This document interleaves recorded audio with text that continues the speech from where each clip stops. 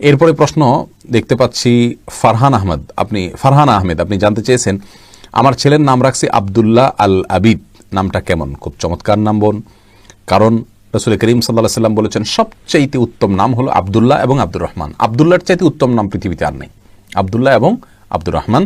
অতএব আব্দুল্লাহ নাম আপনি রেখেছেন খুব ভালো কথা, কিন্তু আল আবিদ কোন সেন্সে রেখেছেন? আমাদের বাংলাদেশের মানুষের কয়েকটা নাম থাকে এক একজনের, এটা একটা ভুল কালচার সংস্কৃতি। একজন মানুষের একটা নাম হবে, তার নামের পরে তার বাবার নামটা লেজুর হিসাবে থাকবে, তার সাথে তার বংশগত নামটা থাকবে, given name, surname, family name, তিনটা নাম দরকার পাসপোর্টের জন্য, আন্তর্জাতিকভাবে বিভিন্ন ফর্ম ইত্যাদি ফিল আপ করার জন্য।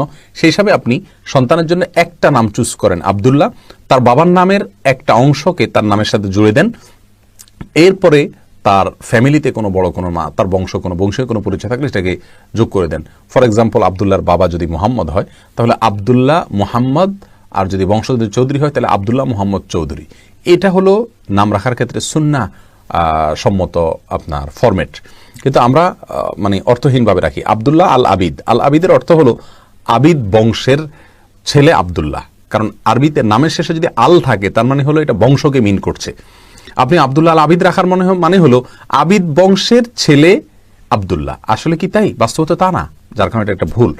তবে হ্যাঁ, এটা রাখলে যে গুনাহ হবে ব্যাপারটা সেরকম না, কিন্তু এটা মানে অনর্থক বা অর্থবহ না। আব্দুল্লাহ ঠিক আছে, কিন্তু পরবর্তী অংশটি তার বংশ যদি আল আবিদ নামে কেউ না থাকে, আমরা অনেক সময় দুইটা নাম রাখি, আব্দুল্লাহ তার নাম, আবিদও তার নাম, তাহলে আল লাগবেন কেন? আল লাগানোর কোনো প্রয়োজন নেই। আর দ্বিতীয়ত হলো একটা মানুষের দুইটা নামেরও প্রয়োজন নেই, কিন্তু যেভাবে আছে সেভাবে রাখলেও কোনো অসুবিধা নেই ইনশাআল্লাহ।